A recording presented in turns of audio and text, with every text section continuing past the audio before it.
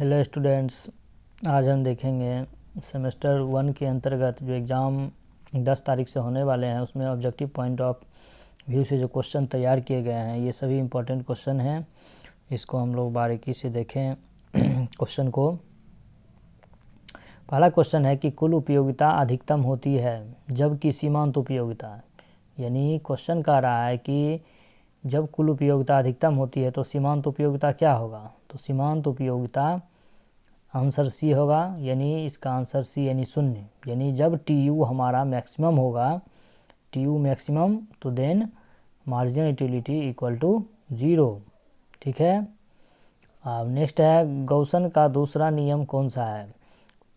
पहला ऑप्शन है मांग का नियम, उसके बाद सम सीमांत उपयोगिता नियम, पूर्ति का नियम, सीमांत उपयोगिता ह्रास नियम।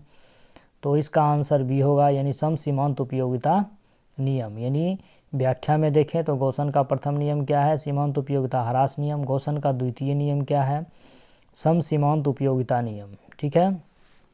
अब नेक्स्ट क्वेश्चन है कि पूर्ण संतुष्टि यानी तृप्ति के बिंदु पर कुल उपयोगिता क्या होती है। तो पूर्ण संतुष्टि के बिंदु पर इसका आंसर बी है, यानी अधिकतम। यानी पहला है न्यूनतम, उसके बाद अधिकतम, उसके बाद शून्य, उसके बाद अनंत। यानी पूर्ण संतुष्टि यानी तृप्ति के बिंदु पर कुल उपयोगिता क्या होगी, अधिकतम होगी। ठीक है। चलिए नेक्स्ट क्वेश्चन है हमारा कि घटती हुई सीमांत उपयोगिता का विचार प्रस्तुत करने वाले पहले व्यक्ति थे। Marshall, Gossen, Cannan, Keynes. तो इसका आंसर ए होगा, यानी सीमांत उपयोगिता ह्रास नियम बोले या फिर घटती हुई सीमांत उपयोगिता बोले, एक ही बात है। यानी डायमिनिजिंग मार्जिनल यूटिलिटी किसका दिया हुआ है, एल्फ्रेड मार्शल का दिया हुआ है। तो व्याख्या देखें कि सीमांत उपयोगिता ह्रास नियम या घटती हुई सीमांत उपयोगिता सर्वप्रथम एल्फ्रेड मार्शल ने दी है। उसके बाद जब सीमांत, नेक्स्ट क्वेश्चन है, जब सीमांत उपयोगिता ऋणात्मक होती है, ठीक है, जब सीमांत उपयोगिता ऋणात्मक होती है तो कुल उपयोगिता क्या होती है। तो जब सीमांत उपयोगिता ऋणात्मक होगा तो कुल उपयोगिता हमारा क्या हो जाएगा, घटती हुई होगा। क्यों होगा, क्योंकि हमने पिछले वीडियो में एक वीडियो बनाया है उपयोगिता से संबंधित, जिसमें कुल उपयोगिता, औसत उपयोगिता, सीमांत उपयोगिता सभी हैं। उस वीडियो को आप लोग जाके देखें, उसमें ग्राफ से स्पष्ट पता है कि जब सीमांत उपयोगिता ऋणात्मक होती है तो कुल उपयोगिता क्या होगी, उस ग्राफ के नेचर से पता चल जाएगा। ठीक है। क्योंकि यहाँ पर ग्राफ को इसलिए नहीं बता सकते क्योंकि यहाँ पर एग्ज़ाम पॉइंट ऑफ व्यू से सारे क्वेश्चन को हम लोग प्रिपेयर कर रहे हैं, इसलिए आप लोग नेक्स्ट जो प्रीवियस वीडियो है उस वीडियो में जाके देखें। ठीक है। और नेक्स्ट क्वेश्चन है हमारा, नेक्स्ट क्वेश्चन है कि हीरे का मूल्य अधिक होता है क्योंकि इसकी, हीरे का मूल्य अधिक होता है क्योंकि इसकी सीमांत उपयोगिता अधिक होती है। सीमांत उपयोगिता कम होती है, सीमांत उपयोगिता शून्य होती है, कुल उपयोगिता अधिक होती है। तो इसका आंसर ए होगा, यानी सीमांत उपयोगिता अधिक होती है। क्यों होता है तो इसको पहले समझे। यानी सीमांत उपयोगिता जब, यानी कोई भी वस्तु जिसका प्राइस बहुत अधिक है, इसका मतलब है कि उसका मार्जिनल यूटिलिटी यानी सीमांत उपयोगिता क्या है, वह अधिक है। इसीलिए उस वस्तु का प्राइस भी क्या है, अधिक होता है। यदि चलिए नेक्स्ट है हमारा उपभोक्ता संतुलन में होगा जब, यानी उपभोक्ता संतुलन के कंडीशन क्या है, सीमा ये मार्शल के अनुसार। तो जहाँ पर MUX यानी मार्जिनल यूटिलिटी ऑफ एक्स बराबर divide marginal utility of Y equal to price of good X divide price of good Y, जब ये बराबर होगा तभी क्या होगा, उपभोक्ता संतुलन में होंगे। ठीक है, इसका आंसर सी होगा। उसके बाद नेक्स्ट क्वेश्चन है कि मांग का संबंध किससे है, पूर्ति से है, लागत से है, उत्पादन से है, कीमत से है। तो मांग का संबंध किससे है, कीमत से है। ठीक है, ना कि पूर्ति से है, ना ही लागत से है, ना ही उत्पादन से है, केवल कीमत से है। अब नेक्स्ट क्वेश्चन है कि मांग का नियम क्या बताता है। पहला ऑप्शन है कि जब मांग बढ़ती है तो कीमत बढ़ती है। ठीक है। जब आय बढ़ती है तो मांग बढ़ती है। जब कीमत घटती है तो मांग बढ़ती है। जब मांग घटती है तो कीमत भी घटती है। यानी इसका आंसर क्या हो जाएगा, सी। ठीक है। मांग का नियम क्या बताता है कि जब कीमत घटती है तो मांग बढ़ता है। ठीक है। व्याख्या में देखें, यानी स्पष्ट है व्याख्या से पहले हम लोग इसको समझ ले कि मांग का नियम कहता क्या है। According to law of demand हमेशा कहता व्हेन, यानी प्राइस यदि हमारा यानी higher the price lower the demand, lower the price higher the demand.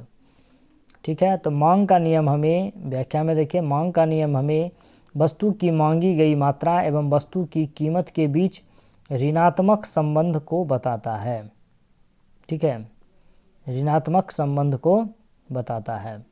जब वस्तु की मांग बढ़ती है तब वस्तु की कीमत घटती है। यानी स्पष्ट है कि मांग का नियम क्या होता है, मांगी गई मात्रा यानी उस वस्तु की जो क्वांटिटी है और उस वस्तु का जो प्राइस है, उस दोनों के बीच निगेटिव रिलेशन यानी ऋणात्मक संबंध को बताता है। ठीक है, कैसा संबंध है, तो ऋणात्मक संबंध है। ये क्या है हमारा, ऋणात्मक संबंध को बताता है। ठीक है, कैसे बताता है, तो इसको हम ग्राफ में भी देख सकते हैं। यहाँ पर ये हो गया हमारा ग्राफ, ये हो गया हमारा डिमांड डी हो गया हमारा। ठीक है, और यहाँ पर हमारा प्राइस हो गया, ये प्राइस हो गया, ये ओरिजिन हो गया, ये एक्स हो गया, ये वाई हो गया। ठीक है, और अब जो है मैं ये प्राइस, इसको लाइन ऐसे खींचेंगे तो ये नीचे आ गया। ठीक है, फिर उसके बाद ये लाइन खींचेंगे तो ये नीचे आ जाएगा और ये ग्राफ थोड़ा ऐसे हो जाएगा। तो यानी स्पष्ट है कि यानी जब हम जैसे मान लेते हैं ये P हो गया, P1 हो गया, Q हो गया और Q1 हो गया। ठीक है, तो जब हमारा प्राइस P था, OP था, तो क्वांटिटी हमारा क्या था, OQ1। ठीक है, अब जैसे ही प्राइस हमारा बढ़कर OP से OP1 हो गया, यानी प्राइस बढ़ा, तो प्राइस के बढ़ने से हमारा कीमत क्या हो गया, OP1 प्राइस पर हमारा कीमत क्या हो गया, OQ हो गया। यानी प्राइस क्या हो गया, यानी प्राइस के बढ़ने से क्वांटिटी क्या हो गया, घट गया, यानी Q1 से OQ पर आ गया। ठीक है, तो इसका मतलब है कि हमें मांग का नियम बताता है कि higher the price lower the demand, lower the price higher the demand. ठीक है, यानी इस ग्राफ से स्पष्ट है कि OP, और इसी तरह जब प्राइस हमारा क्या हो जाता है, घट जाता है, यानी प्राइस जब OP1 से घटकर P पर आ जाए, ठीक है, तो OP1 पर हमारा क्वांटिटी Q है, और जैसे ही प्राइस घटता है तो क्वांटिटी हमारा OP से बढ़कर OQ हो जाता है। ठीक है, यहाँ तक ग्राफ में कोई दिक्कत नहीं होनी चाहिए। ठीक है, तो वही चीज़ यहाँ लिखा हुआ है कि जब वस्तु की मांग बढ़ती है तब वस्तु की कीमत घटती है, एवं इसके विलोमसह कहने का मतलब कि जब वस्तु की मांग घटेगी तो कीमत बढ़ेगा।